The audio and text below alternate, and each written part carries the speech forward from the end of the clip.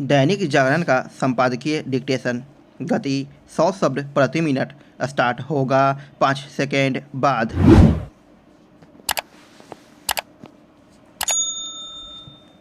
Start.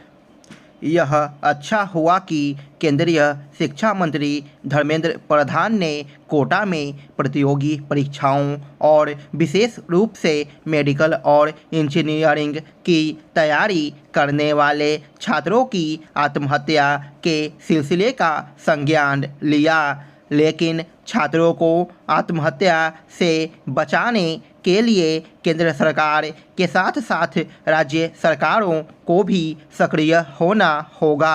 इसी तरह से अभिभावकों को भी अपने दायित्वों का निर्वहन करना होगा। यह सामान्य बात नहीं कि इस वर्ष अभी तक कोटा में 23 छात्र आत्महत्या कर चुके हैं। यह इसलिए कहीं अधिक चिंताजनक है क्योंकि पिछले साल यह संख्या 15 थी।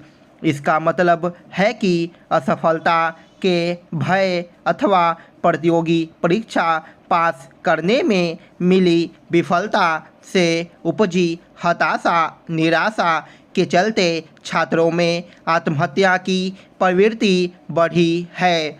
इस प्रवृत्ति के कारणों की गहन पड़ताल करने की आवश्यकता है। यह पड़ताल करते समय इसकी अनदेखी नहीं की जानी चाहिए कि अपने देश में जितनी बड़ी संख्या में छात्र मेडिकल और इंजीनियरिंग विशेष रूप से नीट और जेईई की परीक्षा में शामिल होते हैं, उनके अनुपात में ऐसे उत्कृष्ट संस्थानों की संख्या कहीं कम है जो बेहतर भविष्य का भरोसा दिलाते हों। यह ठीक है कि पिछले कुछ वर्षों में देश में आईआईटी के साथ साथ मेडिकल कॉलेजों की संख्या बढ़ी है, लेकिन अभी भी उन्हें पर्याप्त नहीं कहा जा सकता। एक समस्या यह भी है कि कई मेडिकल एवं इंजीनियरिंग कॉलेजों की गुणवत्ता ठीक नहीं और वहां से पढ़कर निकलने वाले छात्र अच्छी नौकरियां नहीं हासिल कर पाते। निश्चित रूप से उच्च शिक्षा में निजी क्षेत्र का योगदान आवश्यक है, लेकिन निजी क्षेत्र के मेडिकल इंजीनियरिंग अथवा अन्य कॉलेजों में पठन पाठन का स्तर गुणवत्ता युक्त हो, यह सुनिश्चित करना सरकार का दायित्व है। एक समस्या यह भी है कि प्रतियोगी परीक्षाओं की तैयारी कराने वाले कोचिंग संस्थान जिस तरह एक उद्योग का रूप ले चुके हैं, वह कोई शुभ संकेत नहीं। यदि कोचिंग उद्योग फल फूल रहा है तो इसका मुख्य कारण है कि प्राथमिक से लेकर माध्यमिक विद्यालयों और विश्वविद्यालयों में ऐसी शिक्षा नहीं दी जा पा रही है जिससे छात्र थोड़े बहुत मार्गदर्शन के साथ मेडिकल और इंजीनियरिंग परीक्षाओं में सफलता हासिल कर सके। इन विद्यालयों में पठन पाठन के स्तर और प्रतियोगी परीक्षाओं में सफलता के लिए जरूरी कौशल में जो अंतर है वह विद्यार्थियों का तनाव बढ़ा रहा है। यह स्कूली शिक्षा की विडंबना ही है कि छात्र और अभिभावक स्कूलों के स्तर पर ही ट्यूशन अथवा कोचिंग की आवश्यकता महसूस कर रहे हैं।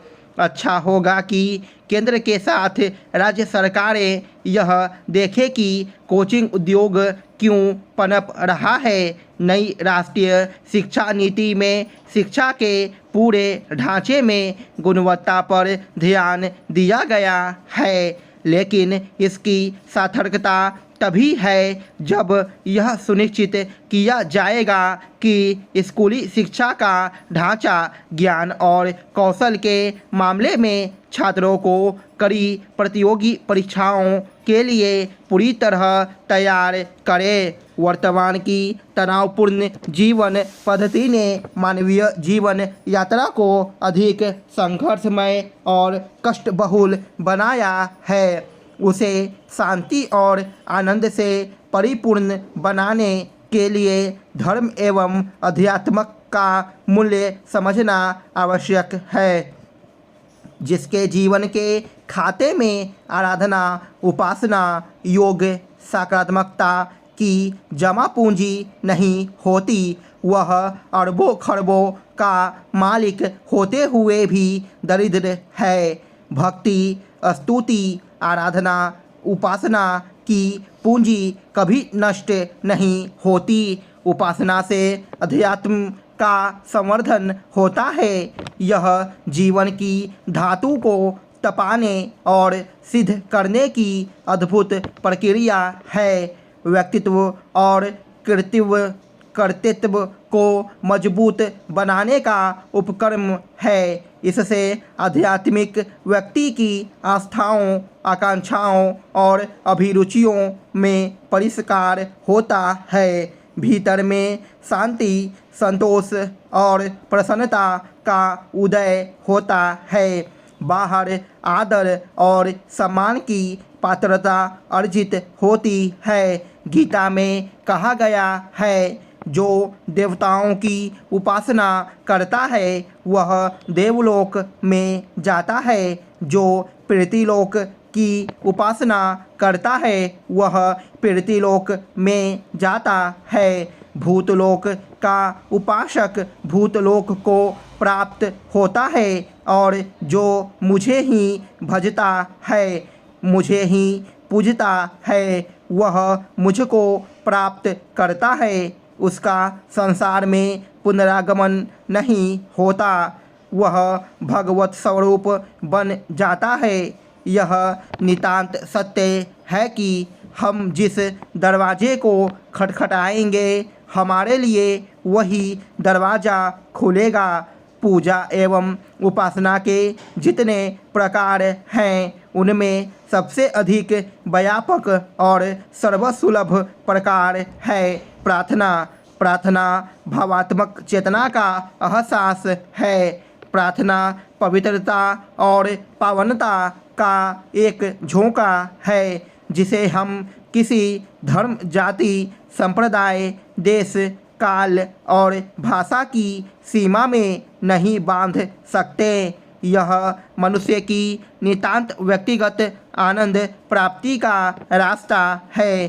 प्रार्थना से मनुष्य झुकता सीखता है, नम्रता और विनम्रता सीखता है। जैसे व्यायाम से शरीर स्वस्थ रहता है, वैसे ही प्रार्थना से मन प्रसन्न रहता है। आत्मविश्वास पुष्ट होता है और चित्त का प्रदूषण समाप्त होता है। स्टॉप।